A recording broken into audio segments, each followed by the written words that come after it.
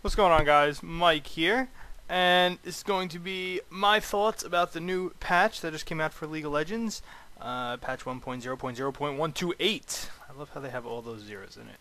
But I'm just gonna go over really quick everything that's in the patch and give you my thoughts on it, and that'll be that. So, we'll start with the new champion, Shyvana the Half Dragon. I don't want to go too much into her and like her abilities and everything because you can just watch it, the champion spotlight, and Freak goes over everything. But pretty much she has Twin Bite, which strikes her target twice on the next attack. Great, it's decent, I'm guessing. Burnout, it's her big AoE. She pretty much just clears creep waves like a mad woman, and AoE team fights. She does pretty significant damage with this. The Flame Breath unleashes a fireball and melts the armor. Again, usually use it mid-combat and whoever you're attacking just to blow up. Dragon's Descent, her ultimate, you transform into a dragon, you fly towards them, and you carry people in it. It's good ultimate. It's very good to get people clumped up for like a nice team fight if you have an AoE team. And her passive, which reduces all her, what is it called? Like reduces the cooldown on ability, extends duration, stuff like that. Overall, I think she's a decent champion. I haven't played with her myself, but I've been in a couple games with her, and she didn't really do anything too amazing. I know she's top speed jungler right now. She's the fastest to level 6 in the jungle, which I'm guessing that's going to be her role, another jungle champion for 6,300 IP. And that's the other thing, she is 6,300 IP. Maybe not worth it completely, maybe just for her jungle ability, sure, but I think I would have liked to see her around the 4,800 range. I think that would have been a little bit more fair price for her. But then again, it is a new mechanic with the whole transforming into a dragon and everything, so who knows. Let's go into the other champions now. We have a Mumu, attack range increased to 125 from 100. Great, I guess just minor change just so people can be a little bit further away when they attack with Mumu since he is melee, and I guess people had to be like right on top of them to attack. There's that. Caitlyn, Piltover Peacemaker base damage reduced to 180 at top rank from 200. So it's going to be a little bit less damaging on that. And Yordle Snaptrack activation radius reduced. So pretty much a little minor nerf. I don't think it's going to be too much of an impact, but we'll have to wait and see. Graves, his True Grit buff duration reduced to 3 seconds from 4. And armor and magic resist per stack reduced to 3 from 4. This is going to give him a little bit less, dominance in lane. And I know in the patch preview, Morello was saying like you'll be able to trade hits with Graves now. I don't think that's going to be the case. I think he's still going to be super dominant in lane, but we'll have to see with that. And the buckshot damage per additional missile reduced to 30% from 35%. It's going to be again a little minor nerf to him. We'll have to see where it goes from there because I still see him hitting like a truck. Ever since this patch, that is. Olaf, here's a champion you don't really see much of. Undertow missile speed increased 1600 to 1500. Standard, I've been seeing it happen pretty much to any champion that has like a skill shot, their missile speed, or any ranged missile speed ability has been getting an increase in their actual speed, so that's always good.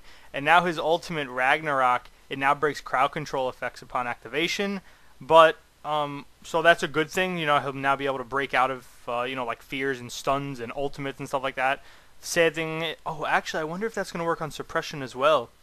Like Warwick and who else is suppression? I can't think off the top of my head. Malzahar's, I think, is suppression as well. That's going to be interesting. I wonder if that's going to affect that. If it does, that'll be pretty awesome. But then again, it'll just give another reason for Warwick or Malz not to ult that target. And duration, with that, the duration, though, has been adjusted to 6 seconds at all ranks instead of starting, as you see here, from 5 to up to 8. So a little bit of nerf at rank 3, but still, I think it's going to give him good power. So next we have Riven.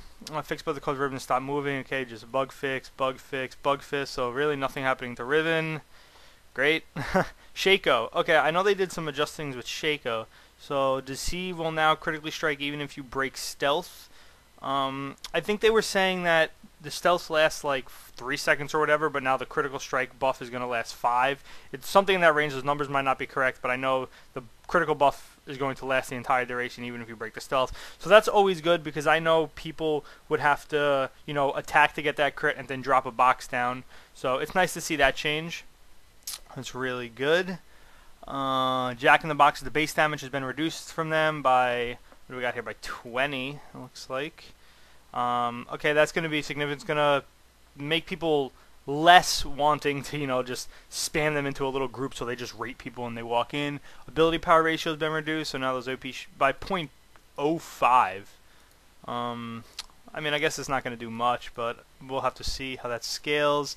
Activation range reduced. Okay, actually, I think that's better that the activation range is reduced. Now people will actually have to, like you put them in the brush, people actually have to get closer to the brush in order to do it. That actually might be a buff in some scenarios.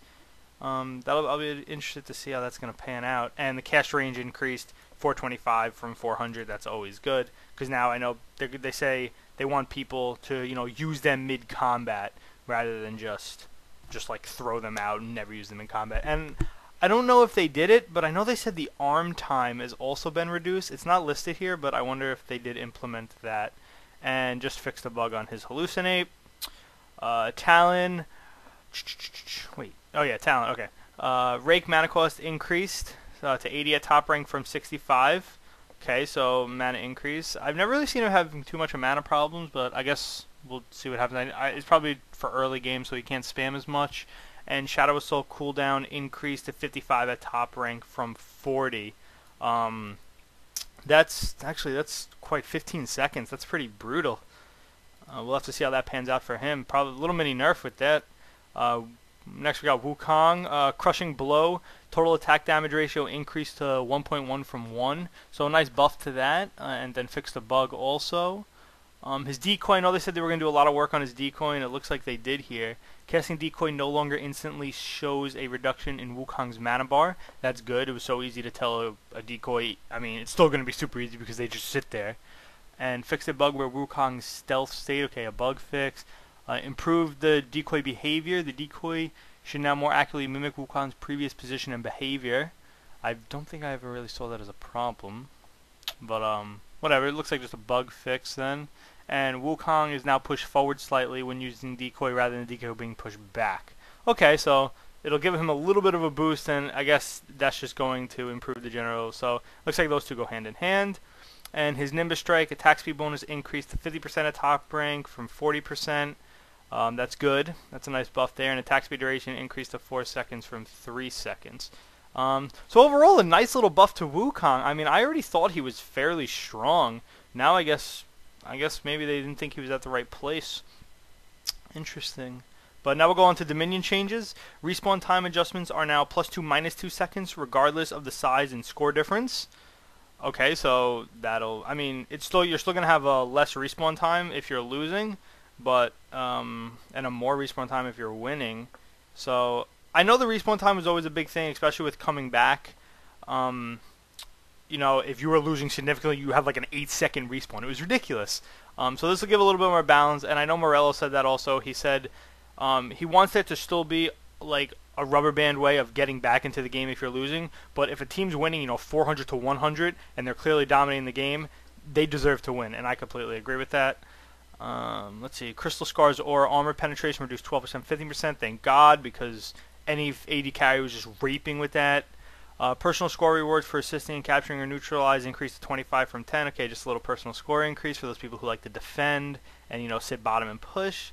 Garrison has been changed to an untargetable spell similar to Promote, will only become castable in the range element. Okay, so that's good, because I know so many people, even when I started using Garrison when I first came out, I would click it and nothing would happen, and then I realized, holy shit, you actually have to target what you're using. So now, and it'll also give it for, those hectic pushes, you're spamming in all those spells, and then also you want to hit Garrison, but then you have to do one extra click in order to use it on the tower, or on the capture point. So, nice little buff to Garrison. I'll call it a buff, because it really is. Fixed channel time display, okay, so just another bug. Okay, fixed a bug where capture points could be moved, never saw that, but interesting. And fixed a crash when audio was disabled, alright, that's always nice. And last but not least, items, the Hextech Sweeper. Updated tooltip to be more clear about the passive abilities, grants vision towards stealth units, and updated the targeting cursor, particle, and vision debuff. So overall, a nice little patch here. Obviously, Shyvana was the big person, and we do have the patch preview right here. So if you want, you can click that. And yeah, so that's really that. Overall, it was a nice patch, like I just said before. I know I'm repeating myself. Shyvana, decent. I need to see someone actually blow my mind with her, because right now I just see her as like, middle of the road. But she can be really big in teamfight, especially with that ultimate dragging people into the middle. So we'll see. I do want to do my first impressions video of her, so I will probably pick her up, only because I have like 30k IP just sitting there, and I actually want to spend it, and I want to buy some newer runes and stuff. So stay tuned for that. I am going to do a little first impressions of her. It'll probably be just like one gameplay of me doing it and me just playing that whole game. Most likely my first game, whether I win or lose, I don't care. And yeah, so that is that. And for those who are interested, I do put these patch notes on leaguedb.com, and I go through all of them. I put their little annotations or like their spelling, so you can actually see what the buffs were and everything. Obviously, Shyvana is not going to be up yet. I know they're working on updating her on the site, but once that's up, we will update these tooltips as well. Links will be in the description for this patch note and my link to LeagueDB once I finish that. So thank you guys for watching, and I'll see you later.